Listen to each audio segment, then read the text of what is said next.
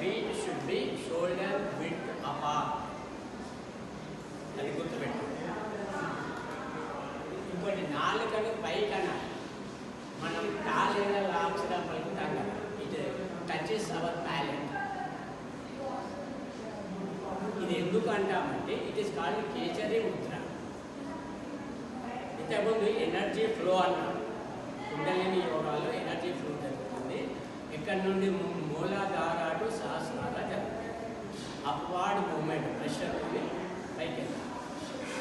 పోయేటప్పుడు ముక్కు నుండి నోటి నుండి అది బయటికి పోకుండా ఉండడానికి ఇది అడ్డం పెట్టాలి. ఇది లాక్ చేస్తుంది. మొత్తం టోటల్ ఎనర్జీ కూడా పైకి పోతుంది. అది ఉపయోగం. కేచరీ సాధారణంగా ఎవ్వరు కూడా ఇది తెలియదు. వెంటనే గుండీలు తీస్తారు. అంటే నాలుగని పైకి ఉంచడం తెలియదు. నాలుగని పైకి అనాలి. ఇప్పుడు ఎడమ చేతితోటి కుడి చేతి టర్మిట్ పడుతుంది. లెఫ్ట్ హ్యాండ్ ఉంటుంది, right year with 2 fingers, 4th finger and thumb finger, and thumb should be outside. బయటికి కనిపించాలి.